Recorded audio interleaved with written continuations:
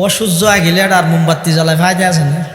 হ্যাঁ, আর ভাই আসিয়া ওনারা যারা বাদ দিয়ে আসন আল্লাহর বাস্তা ওনারা বেকুম ভিতরে বইয়ন ইনশাআল্লাহ আজিজ আর ভাই ওর বয়ান হইব।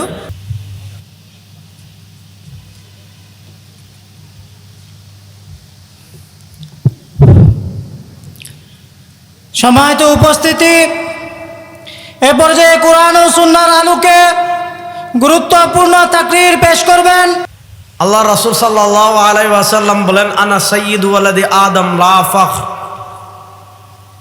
আল্লাহ রাসূল সাল্লাল্লাহু আলাইহি ওয়াসাল্লাম বলেন, আনা ইমামুল আম্বিয়া লা ফখর। আল্লাহ রাসূল সাল্লাল্লাহু আলাইহি ওয়াসাল্লাম বলেন, আমার একটা পরিচয় হলো আদম আলাইহিস সালাতু ওয়াস সালাম থেকে নিয়ে কিয়ামত পর্যন্ত যত মানুষ দুনিয়াতে জন্মগ্রহণ করেছে, ইদা ওয়াকাতিল ওয়াকিআহ লাইসা লিওয়াকাতিহা কাযিবা, যেদিন ঘটনা ঘটে যাবে কিয়ামতের মাঠে সব মানুষ উঠবে। আল্লাহ রাসূল সাল্লাল্লাহু আলাইহি ওয়াসাল্লাম বলেন, কিয়ামতের মাঠে যে সব মানুষ উঠবে, আনা সাইয়্যিদু ওয়ালাদি আদম, সেদিন সব মানুষের নেতা হব আমি। সুবহানাল্লাহ পড়েন। আল্লাহ রাসূল সাল্লাল্লাহু আলাইহি ওয়াসাল্লাম বলেন, লা ফখর, এতে আমার অহংকারের কিছু নেই।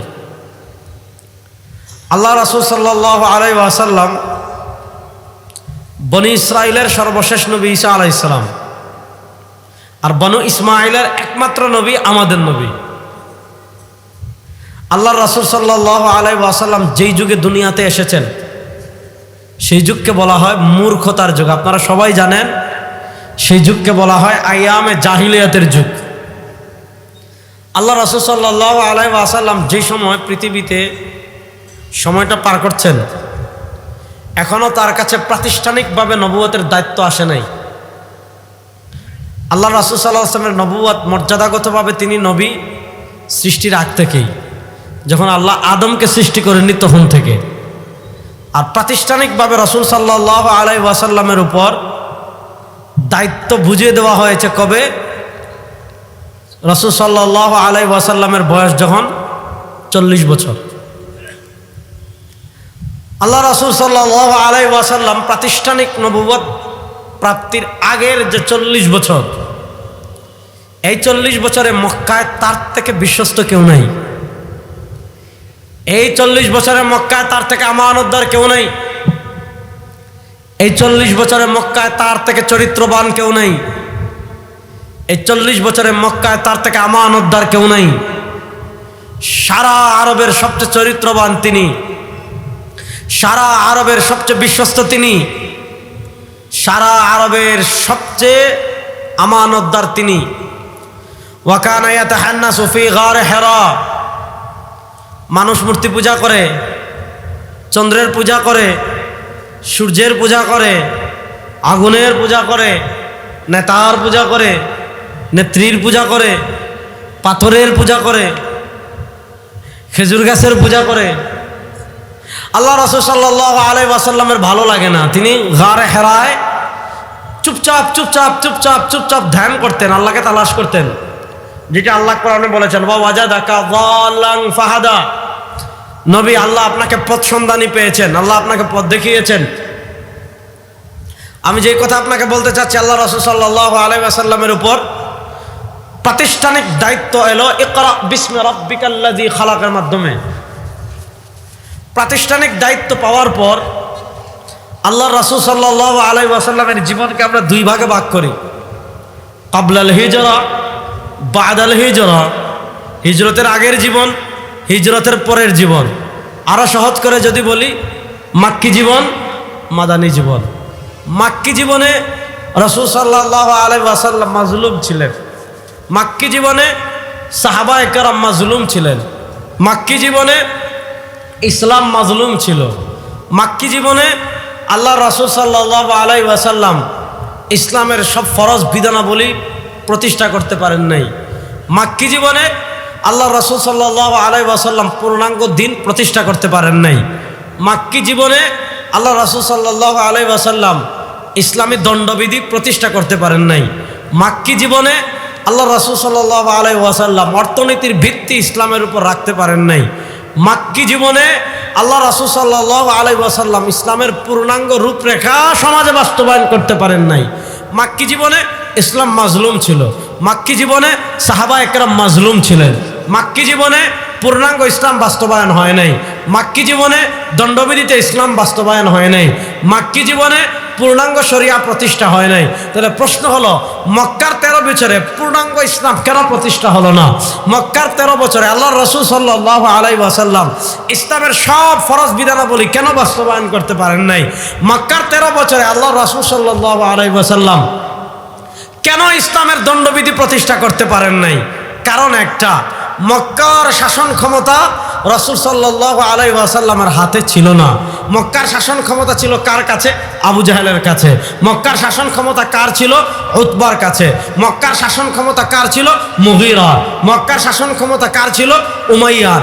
আপনি যদি ইসলামী দণ্ডবিধি প্রতিষ্ঠা করতে চান, আপনি যদি ইসলামী সমাজ প্রতিষ্ঠা করতে চান, আপনি যদি ইসলামী আইন প্রতিষ্ঠা করতে চান, আপনি যদি ইসলামী শরিয়ার সকল বিধান বাস্তবায়ন করতে চান, আপনি যদি ইসলামী শরিয়ার সকল ফরজ বিধানাবলী বাস্তবায়ন করতে চান, আল্লাহ তাআলা আপনাকে যে দ্বীন ইসলাম দিয়েছেন, আল্লাহ তাআলা আপনাকে যে কোরআন দিয়েছেন, সেই কোরআনের প্রত্যেকটা বিধান যদি আপনি জমিনে বাস্তবায়ন করতে চান, আল্লাহ তাআলা কোরআনে যত আদেশ বলে দিয়েছেন সব আদেশ যদি আপনি জমিনে বাস্তবায়ন করতে চান, আল্লাহ তাআলা কোরআনের যত জিনিস দুনিয়াতে নিষেধ করতে বলেছেন, না করতে বলেছেন, নিষেধ করেছেন, সব নিষেধের জিনিস যদি আপনি দুনিয়া থেকে তুলে দিতে চান, জমিন থেকে তুলে দিতে চান, তাহলে আপনি শুধু জিকির করলে হবে না, শুধু মিলাদ করলে হবে না, শুধু কিয়াম করলে হবে না, শুধু তুবারুক করা হবে না, শুধু উরুস করলে হবে না, শুধু পীরের দরবারে গেলে হবে না। আপনি যদি পূর্ণাঙ্গ দিন বাস্তবায়ন করতে চান, আপনি যদি পূর্ণাঙ্গ শরিয়া বাস্তবায়ন করতে চান, আপনি যদি আল্লাহর কোরআন পরিপূর্ণভাবে জমিনে বাস্তবায়ন করতে চান, রাষ্ট্র ক্ষমতায় আপনাকে যেতে হবে। রাষ্ট্র ক্ষমতায় যাওয়া যারা পারবেন না, এই জন্য দেখেন একটা রাষ্ট্র, একটা ভূখণ্ড ইসলামের হবে কখন? 1 নম্বর তাইফা মুমিনা,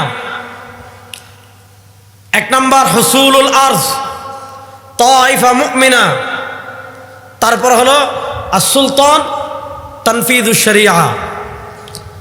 পৃথিবীতে এখন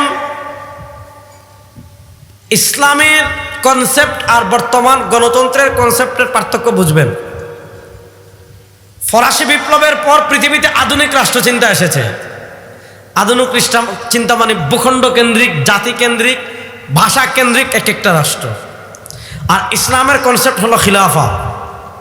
ভালো করে বুঝবেন, ইসলামের কনসেপ্ট হলো বেগুন কন্যা, ইসলামের কনসেপ্ট হলো, আপনার কি ক্লান্ত হয়ে গেছেন? একদিন তো এখনো শেষ হইল না, আগামীকালও তো ওয়াজ আছে। ইসলামের কনসেপ্ট হলো খিলাফা। সারা দুনিয়ার মুসলমান, সে বাংলাদেশে থাকুক, সে পাকিস্তানে থাকুক, সে উজবেকিস্তানে থাকুক, সে মিশরে থাকুক, তুর্কিস্তানে থাকুক, তুরস্কে থাকুক, সৌদি আরবে থাকুক, দুবাইতে থাকুক, কাতার থাকুক, কুয়েত থাকুক, সারা দুনিয়ার মুসলমানের সীমান্ত হবে একটা, সারা দুনিয়ার মুসলমানের দেশ হবে একটা, সারা দুনিয়ার মুসলমানের রাষ্ট্র হবে একটা। আর সারা দুনিয়ার মুসলমানকে যিনি পরিচালনা করবেন তার নাম হলো খলিফা। দেখেন, খিলাফত হয় পুরো পৃথিবীকে কেন্দ্র করে। যুবকরা এই পয়েন্টটা ভালো করে বুঝবেন। আল্লাহ রাসূল সাল্লাল্লাহু আলাইহি ওয়াসাল্লাম মাক্কি জীবনে মুসলমান ছিল, সংখ্যা কম হলো, মুসলমান ছিল, কিন্তু কি ছিল না? হুসুলুল আরজ, মুসলমানদের ভূখণ্ড ছিল না। রাসূল সাল্লাল্লাহু আলাইহি ওয়াসাল্লাম যখন মক্কায় ছিলেন, মাক্কি জীবনে মক্কার ভূখণ্ডের প্রভাবের জায়গায় ছিল কুফফাররা, প্রভাবের জায়গায় ছিল মূর্তি পূজকরা, প্রভাবের জায়গায় ছিল তারকা পূজারীরা, প্রভাবের জায়গায় ছিল আগুন পূজারীরা, প্রভাবের জায়গায় ছিল সূর্য পূজারীরা, প্রভাবের জায়গায় ছিল পাথর পূজারীরা। এজন্য মক্কায় মুসলমান ছিল, কিন্তু মুসলমানদের আর ভূমি ছিল না, মুসলমানদের শাসক ছিল না, মুসলমানদের শরিয়া ছিল না। এজন্য মক্কা পৃথিবীর শ্রেষ্ঠ জায়গা। ইন্না আউওয়ালা বাইতিন মুদিআ লিন-নাস লাল্লাযী বিবাক্কাতা মুবারাকান ওয়া হুদান ওয়া রাহমাতাল লিল আলামিন।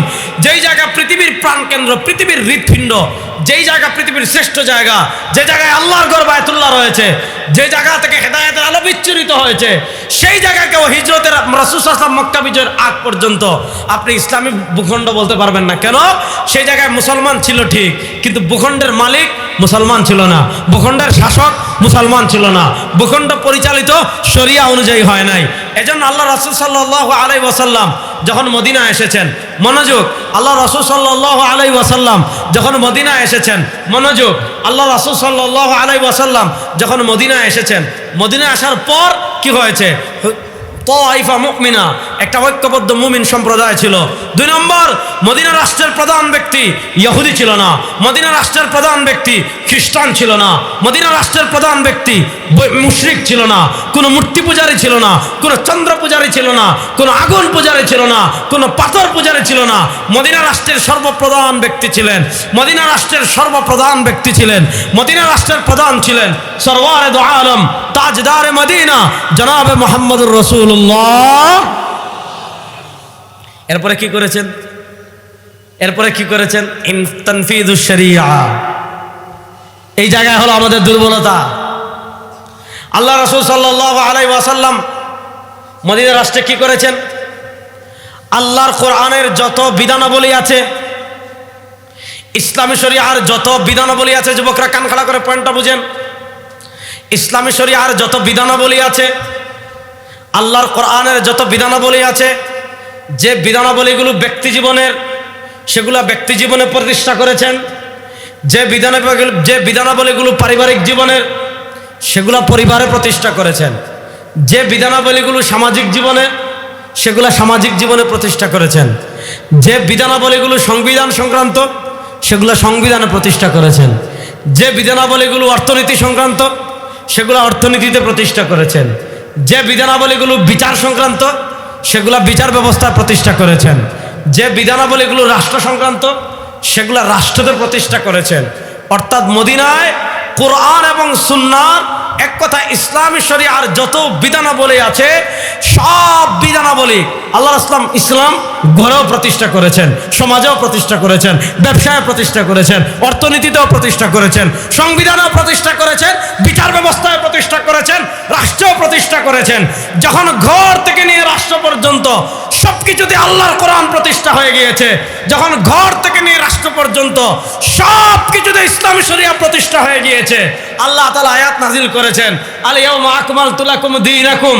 আল্লাহ তাআলা আয়াত নাজিল করেছেন, আল ইয়াউমা আকমালতু লাকুম দীনাকুম ওয়া আতমামতু আলাইকুম নি'মাতি ওয়া রাযীতু লাকুমুল ইসলাম দীনা। আজ ইসলাম পরিপূর্ণ করে দিয়েছি, আজ দিন পরিপূর্ণ করে দিয়েছি, আজ শরিয়া পরিপূর্ণ করে দিয়েছি। কখন দিন পরিপূর্ণ হওয়ার ঘোষণা এসেছে? কখন শরিয়া পরিপূর্ণ হওয়ার ঘোষণা এসেছে? কখন ইসলাম পরিপূর্ণ হওয়ার ঘোষণা এসেছে? যখন ঘর থেকে নিয়ে রাষ্ট্র পর্যন্ত ইসলাম বিজয়ী হয়েছে, ইসলাম প্রতিষ্ঠা হয়েছে, ইসলামের বিধানাবলী বাস্তবায়ন হয়েছে, ইসলামের বিধানাবলী অনুযায়ী পরিচালনা হওয়া শুরু হয়েছে, আল্লাহ বলেছেন আজ দিন পরিপূর্ণ। তাহলে বোঝা গেল, আমার সাথে বলেন ইসলাম। বাইরের বাইরে বলেন ইসলাম। আমার কানে কিন্তু আওয়াজ আসতেছে না, একটু জোরে বলেন ইসলাম পরিপূর্ণ। বলেন না ইসলাম পরিপূর্ণ। ইসলাম, আরো জোরে বলেন ইসলাম পরিপূর্ণ। আমার ব্যক্তি জীবন কেমনে চলবে? ইসলামে আছে না নাই? জোরে বলেন। আমার পরিবার কেমনে চলবে? ইসলামে আছে না নাই? আমার সমাজ কেমনে চলবে? ইসলামে আছে না নাই? আমার বিচার কেমন হবে? ইসলামে আছে না নাই? আমার রাষ্ট্র কেমনে চলবে? ইসলামে আছে না নাই?